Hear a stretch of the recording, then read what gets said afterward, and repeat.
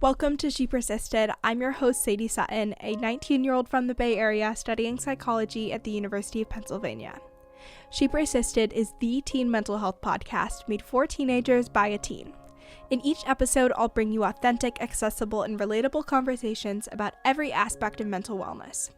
You can expect evidence-based teen-approved resources, coping skills, including lots of DBT, insights, and education in each piece of content you consume. She Persisted offers you a safe space to feel validated and understood in your struggle, while encouraging you to take ownership of your journey and build your life worth living. So let's dive in.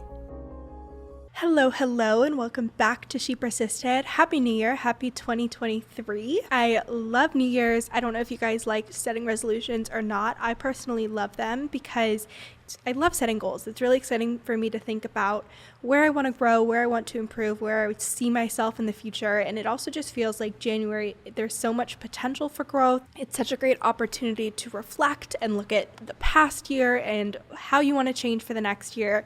And I love to set a ton of goals, even though I never meet all of them, but that is totally okay. So in today's episode, I'm going to take you through the goals that I'm setting for this year, different DBT/therapy skills I've learned that can help with goal setting, being effective with your goal setting, and lastly, different ways that you can set goals for your mental health that would be more effective than focusing on things that you can't really control, if that makes sense. So as I was reflecting on the goals I set last year and the goals I wanted to set for this year, I noticed a trend of setting really extravagant, intense, extreme goals for myself, especially when it comes to like personal health and routine. So things like getting 12,000 steps a day, going to bed by 9 p.m., being up by 6 a.m., all of these things that are really far from my current routine and not things that I'm currently doing. And I think this is partially a societal thing.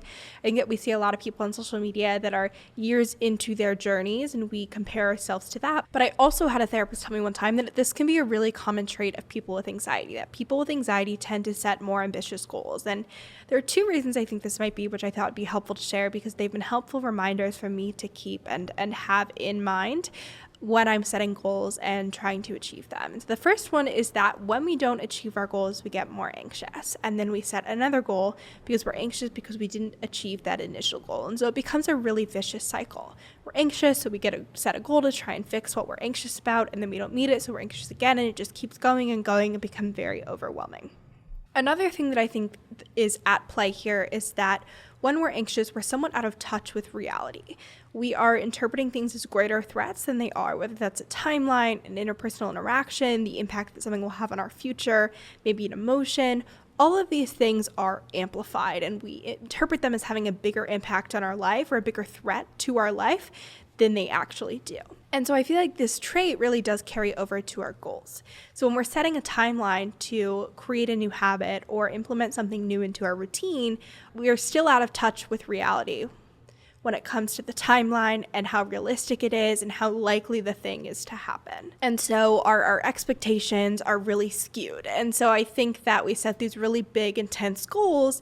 And for me, I really have to differentiate like, okay, this is what I want, but is this a realistic goal? Because there are two different things. And I feel like I really forget that a lot of the time. Like this is a long-term goal. This is something I desire. This is something I want. But is it realistic to just immediately expect that to happen, even if I set the intention? So I thought that was something that's really interesting that I haven't really heard very many places before about anxiety and about goal setting, and a really interesting connection and correlation. The next thing that I wanted to share related to setting goals in mental health is I feel like it's a really common perception that a lot of goals and progress markers when it comes to mental health are things that are out of our control. So we'll say, I want to stop being depressed. I want to stop having panic attacks. I want to stop being anxious. I don't want to have social anxiety. All of these different things, but they're external markers. They're not something that you can control. You can't wake up and say, I'm not going to be depressed. I'm not going to be anxious. I'm not going to have a panic attack. A lot of those are things that occur without you like making an active choice or decision, or it's a culmination of a lot of decisions and beliefs and emotions and all of these different things. So to set the goal for 2023 of I'm not going to be depressed or I'm going to recover is really challenging to achieve and also outside of your control. So instead, I find it helpful to shift to smaller, more achievable and effective goals that can improve your mental health. And so when I was thinking about what those are and ways that you can kind of categorize them, I came up with physical health, relationships, your internal monologue, and your resources. And there are so many more, but those are the pillars that I've tended to focus on and that I thought would be helpful to share with you. So with regards to your physical health, it is very established and very well known that our physical and mental health are very connected. When we are active and getting outside and eating consistently and sleeping well, our mental health improves. And it's really helpful to think of your physical health as a foundation or a vulnerability factor for your mental health. So if your physical health is struggling, you will be more vulnerable to struggling with your mental health. So if you were to set a goal in your physical health pillar, when you're trying to improve your mental health, maybe it's getting a certain number of steps every day. Maybe you're going to try to work out a certain number of times a week. Maybe you're going to set a goal around diet of like, I'm going to try and incorporate this food group more, or I'm going to try and drink more water. I'm going to get this many hours of sleep every night. These little things that you can do to improve that foundation and improve your resilience. The next pillar that came to mind is relationships. This is another very highly established pillar of life that impacts our mental health. When we are not connected and receiving validation and support and communication, we struggle. And so while relationships seem like an external factor, there are lots of things that you do have control over that you can do to improve your relationships and build new relationships so you feel supported. So maybe that is saying, I'm going to join this many clubs at school, or I'm going to talk to this many people in my classes, or I'm going to get phone numbers from this many people in my new classes so that I have someone to talk to and chat with and study with, or I'm going to reach out to a friend that I don't always talk to once or twice a week. These little things that you can do to either build a new relationship, and then if you're maintaining a relationship, maybe it's I'm going to text this certain friend 3 times a week, or I'm going to schedule a FaceTime call with this family member once a week, or I'm going to set a standing like workout or coffee date with this friend every single Tuesday. Whatever it is, things that you can do to maintain and improve your relationships and be intentional about that. You could also set the goal to be more vulnerable, to work on your validation of the other person, to work on your listening skills, things that you can do to improve the quality of that relationship and also the quantity of relationships you have if you're feeling like you're not supported enough. The next thing that I mentioned is internal monologue. So when I think of your internal monologue, when it comes to your mental health, I think of your thoughts, I think of your belief systems, I think about how you cope with emotions and your urges. There, of course, are more, but to kind of break it down into those 4.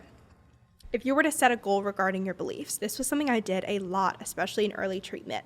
So I had this belief system that I was not deserving of love from anyone, from everyone. It was just something that I really truly believed, and it had a very negative impact on my self-esteem and my relationships and my self-love. Everything was impacted by this belief system, because if we're not deserving of love, we're not deserving of interactions or relationships, all these things that we interact with a lot on a daily basis. And so whenever I would have this belief system or a thought connected to this belief system arise, to give you an example, maybe I'd be walking to class and I would see a friend and they would like smile and wave, and my initial thought was like, oh, they don't actually want to see me, like they're just doing that because they have to, or it's because like you're supposed to like smile and wave hi, or I wave first, they're just doing it to be polite, but they don't actually care about me, they're not actually smiling because they're excited to see me, like that because they don't care. And that of course was likely false. We don't know for sure because we'll never know what other people are thinking.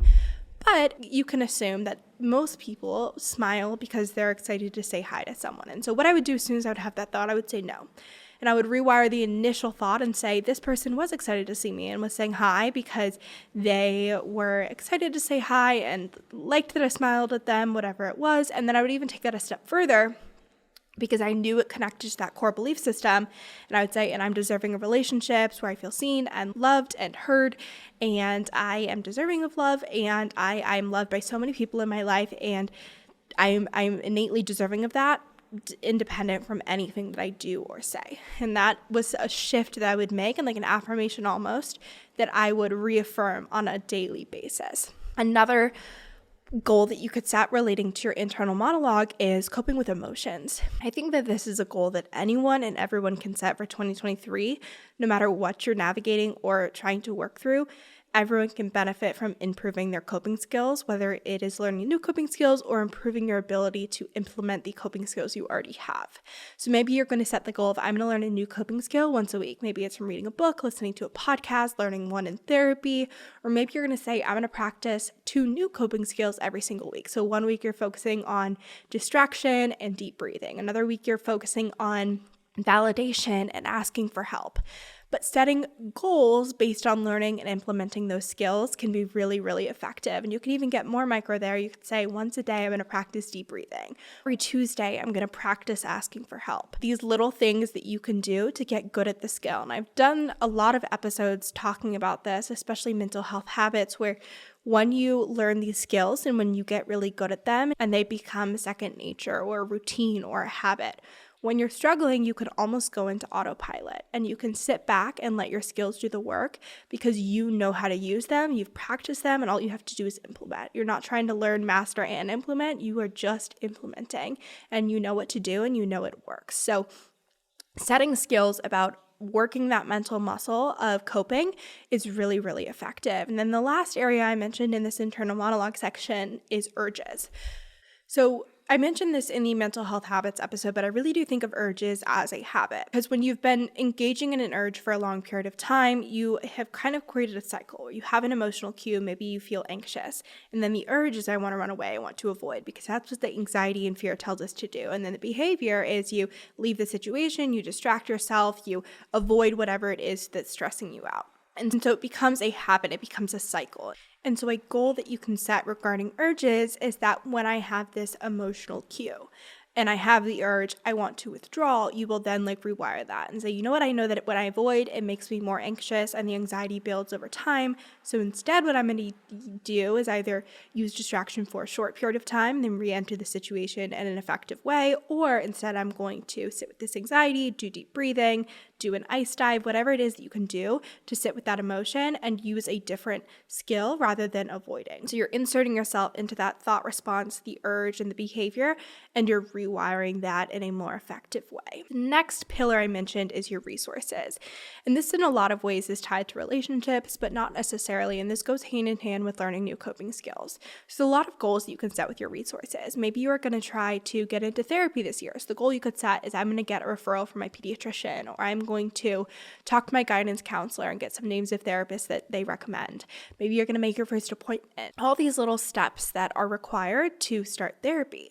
Another idea of a resource is I'm going to make sure that I have the crisis phone numbers saved in my phone so that if I ever need them, I can call them. Or I'm going to put together a crisis survival plan where it lists all of your safe people, your coping skills, numbers you would call if you are in crisis mode. Another option here is to listen to new podcasts, read new books, really expand your mental health education and your toolkit. So there are so many things you can do with regard to increasing your resources that are available to you and small goals you can set, whether it's listening to a podcast every week, trying to read a new book in the mental health genre. My favorites are Lost Connections, Building a Life Worth Living, and Atomic Habits. Those are 3 great places to start, and I'll leave those in the show notes. But there are so many different things that you can do to expand your resources that are available to you. So those are some different ways that you can set goals that are in your control, behaviors that you can plan and actually engage in that don't have to do with an outcome, like not being depressed, not being anxious, not having a panic attack, having a healthy relationship. All of these things can be broken down into sub-goals you can actually control and check off, did I do this, yes or no? To kind of expand on that, there's an acronym that's taught in DBT. I don't think this is originally a DBT skill, but they teach it because it's so effective, and that is setting a SMART goal. So SMART stands for specific, measurable, actionable, realistic, and time-bound. So you are being really specific about what your goal is. You are describing it factually. What exactly are you going to do? And if there are sub-steps, you are breaking those down as well. We want it to be measurable. I mentioned you can check it off yes or no. So you want to make it a behavior that you are engaging in. Like, did I say this affirmation when this thought came up?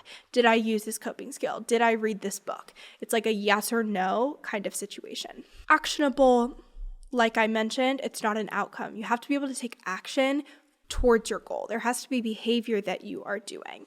And what's also helpful about having actionable steps is that you can lay out how long it's going to take you to achieve your goal and exactly how you're going to get there.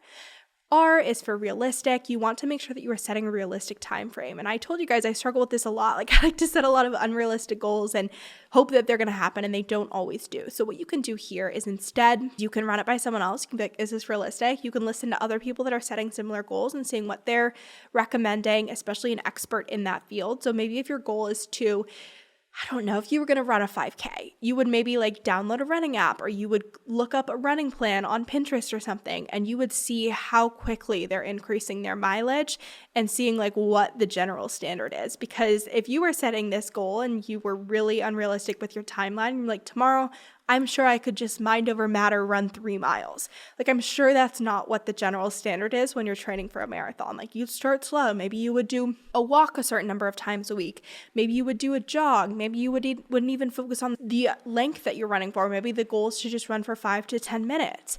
Whatever it is, try and check it with a friend, a family member, or someone else, just to make sure like your timeline is accurate and you're not trying to expect results too quickly. And this also really does decrease stress and anxiety if you're not achieving that goal, which I talked about, that vicious cycle that can happen. And the last thing is the timeline. You're setting an end date to this goal. I talked about this with final season. Like, if you have a lot to get done during finals week and you have all these tests you're studying for and you're staying up later to get all these things done, there's a date that ends, because you can't do that forever. Same thing with a goal.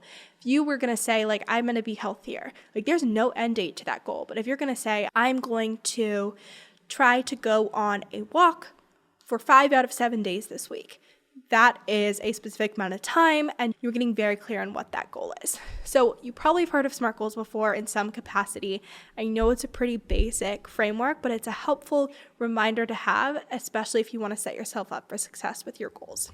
Hey there, I'm Nadya Okamoto. Check out my show Tigress, which is basically my unfiltered and unapologetic journey of being a work in progress. Like, I hope that I am authentic and I try to be as unfiltered as I possibly can. I am so passionate about what I do, from talking about periods to wanting to build community around the cause to loving the business that I'm working on. Tune in each week on Apple Podcasts, Spotify, or wherever podcasts are streamed. Okay, the last part of this episode, I wanted to tell you a little bit about my goals for this year. And there are a lot of different things that I want to focus on. I told you guys I set a lot of goals. I tend to be very ambitious, but that's okay, because what I do is when I look at my goals from the last year, which I did today for 2022, I just kind of roll them over. I'm like, I didn't do that last year. Well, I still am interested in pursuing that goal, so I'll try that this year. A good example is like unplugging in the morning and unplugging before bed. Last year, I was like, I'm going to unplug after 9 p.m. and I'm going to unplug from my phone for the first 30 minutes of the day. I don't think I did that any day of 2022. But I would still love to try and be more unplugged in the morning and at night. So I'm going to try that in 2023. And that's a great example of a goal that like was specific and actionable, but it wasn't very realistic because I'm really far from that. Like, I go to sleep watching a TV show, or I wake up with my phone alarm first thing in the morning. So to expect that I would immediately be able to unplug during those times a day probably isn't realistic. I could start with a small step and be consistent with that for a long period of time. So do as I say and not as I do. Anyways, my goals for this year, the first one is to increase my weekly workouts and daily steps. And I know that sounds vague. I'll flesh it out more, don't worry. But the reason that I set this goal is that when I am getting 7,000 to 10,000 steps a day, it means that I have gotten something done and I've been out and about. If I'm getting under that number, like if I'm getting 1,000 steps a day, I've been in my dorm room all day, or I've not done a single thing.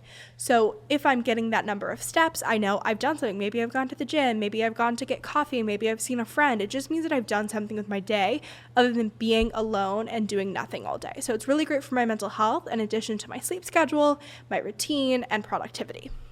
It's just a really good external marker that I can measure because we're measuring with these SMART goals. The other reason that I set that goal is that there's so much research demonstrating the effects of exercise and mental health, and especially morning exercise and mental health on productivity and focus. And I know you guys have heard at least one person be like, I love my morning workouts. I wake up at 5 a.m. I'm energized the whole day. It's my favorite part of my day. I look forward to it. It's the best. It's my me time.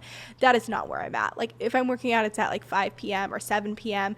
Right now I'm a night workout person, and I might stick with that this year. I haven't decided, but I would like to at least really give morning workouts a shot and really get my sleep schedule to a point where I can wake up at that point time and see how I feel throughout the day having had that morning workout. So that is a goal there. Again, it needs to be fleshed out because that's so vague. How am I going to measure that? How am I going to measure that? How is it actionable? Like, is it realistic? No, but there is the intention and I will flesh it out.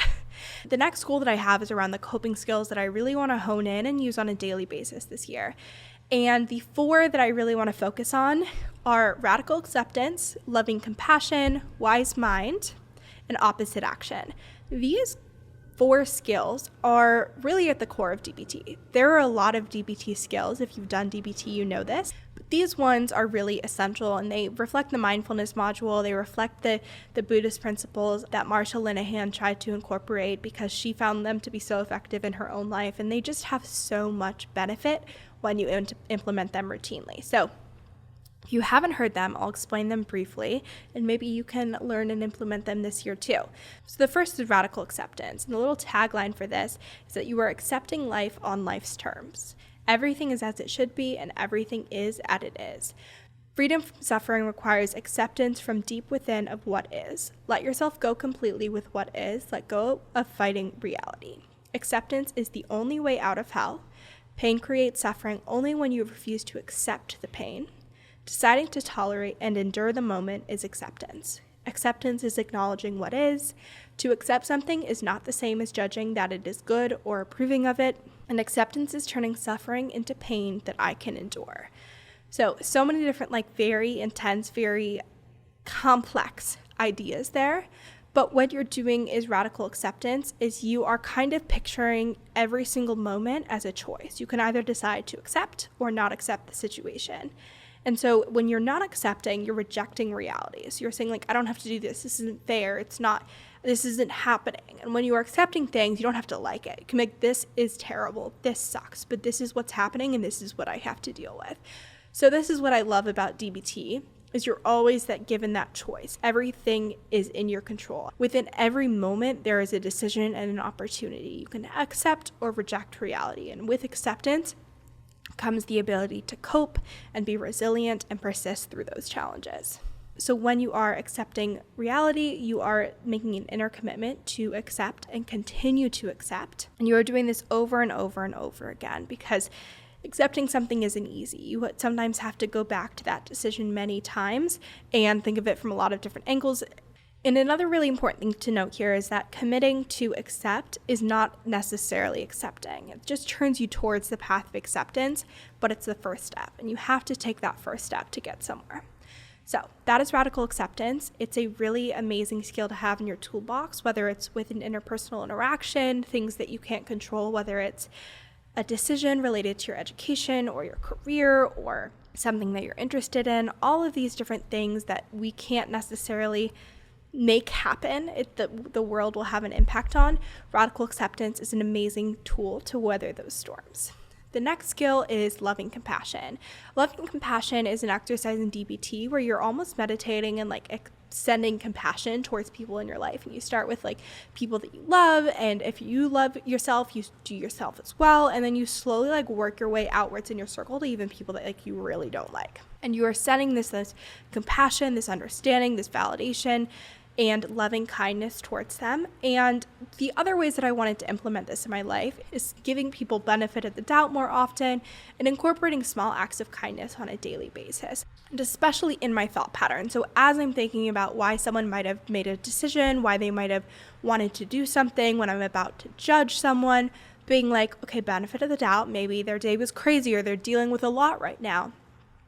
And also small acts of kindness on a daily basis. There's a really amazing book about compassion that I read when I was at the therapeutic boarding school I went to. And it was about a study done at Stanford where people implemented compassion in their lives. And there was a correlation between doing these acts of compassion to people in their life and the intensity of their depression and anxiety and mental health challenges that they were experiencing. And I noticed that when I have small acts of kindness, or I do someone a favor, or I help someone out, I feel better. I feel good.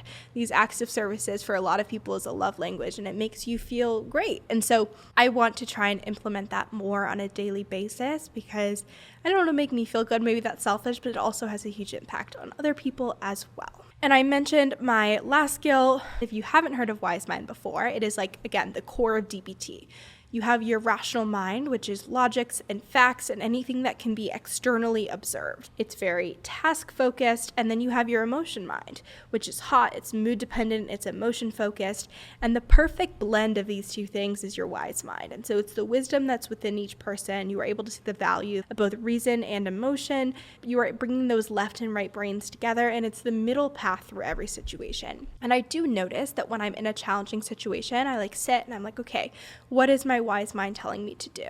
And I really do try to balance those emotions and that reason. But I want to try and do this more for the smaller things on a daily basis, really trying to balance both logic and emotion and making decisions from the most effective part of myself. And then the last skill that I mentioned is opposite action. We love opposite action. Opposite action was what got me through my early days of treatment. It's what got me out of my most severe moments of depression and anxiety, because when you do what your emotions are telling you to do on a really recurrent basis, things aren't going to change. It's when you do the opposite that you see a shift in your mood and your thoughts, your relationships, all of these things. So what you're doing when you're doing opposite action is you're changing your emotion by acting opposite to your current emotions. This is kind of like the CBT triangle, where your thoughts, your emotions, and your behaviors are all connected. And if you adjust any part of that cycle, the rest will shift as well. So to give you a couple of examples, if what you're feeling is fear, what you do instead of avoiding is you approach what you're afraid of over and over and over again. So you approach events, places, tasks, activities, and people that you're afraid of. You do these things to give yourself a sense of control and mastery over the emotion. And when you are overwhelmed and you're like, okay, I know I should do this thing that I'm scared of, but it just really feels like too much at the moment, you make a list of small steps that you can do or tasks that get you closer to that goal. We're setting a SMART goal. And then you do that first thing on the list. For guilt or shame, when you are feeling guilty, you repair the transgression, you say sorry, you apologize, because a lot of the times when we feel guilty or shamed, we want to withdraw. We don't want to interact with that person. We don't want to face them. We just want to run away. And so you are facing them, you are apologizing, you're making it better, you're repairing the relationship, you're committing to avoiding making that mistake in the future, you are accepting the consequences gracefully and then letting it go. Again, shame and guilt like us to dwell. They like us to revisit the situation. So doing the opposite means letting it go and moving on with our lives.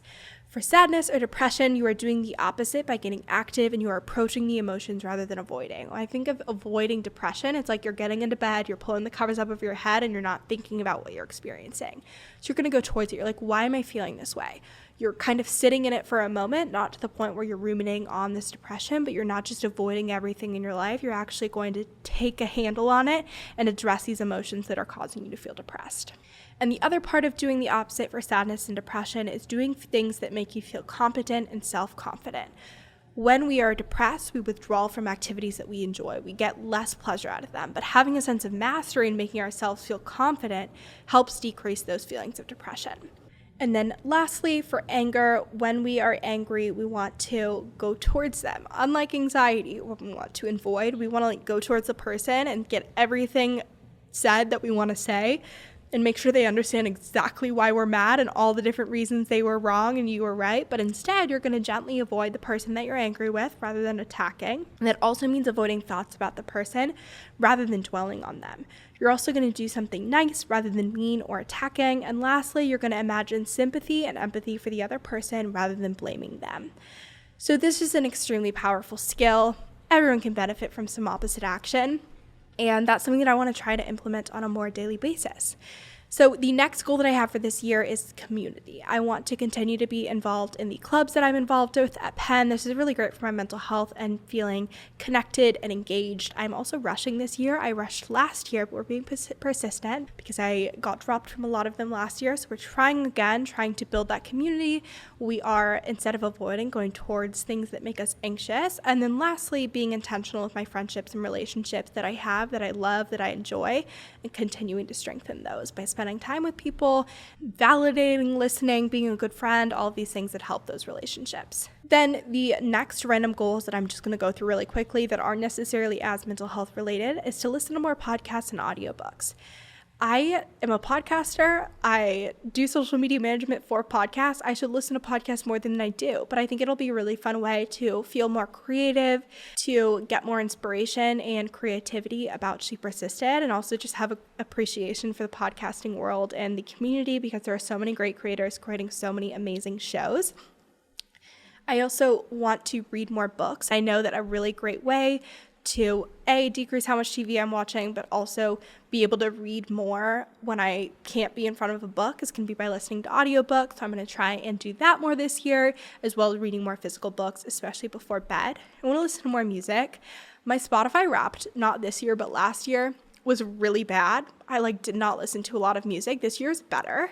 But I know that music improves my mood. It's not something that's fully part of my routine unless I'm studying and working on something. So I want to listen to more music. Same as last year, I want to do weekly episodes of She Persisted, which I did an episode almost every single week last year, which I'm really, really proud of. So I want to continue doing that. I want to save money. I think I'm going to try and do, I think my friend told me it was the 20, 30, 50 rule. So 50 is percent is for expenses, 30% is saving, 20% is investing. That might be so wrong, but something along those lines, because I like spending money on Amazon and I'm bad at saving money.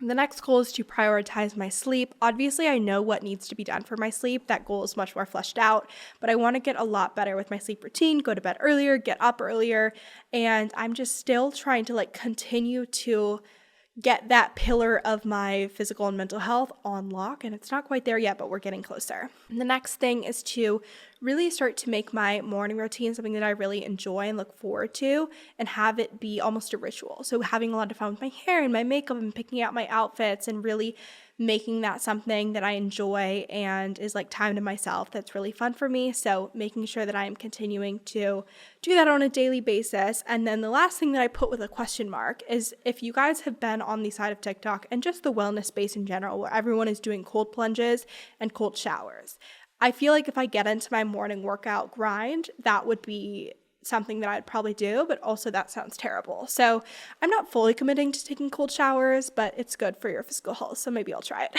So those are a lot of my goals this year.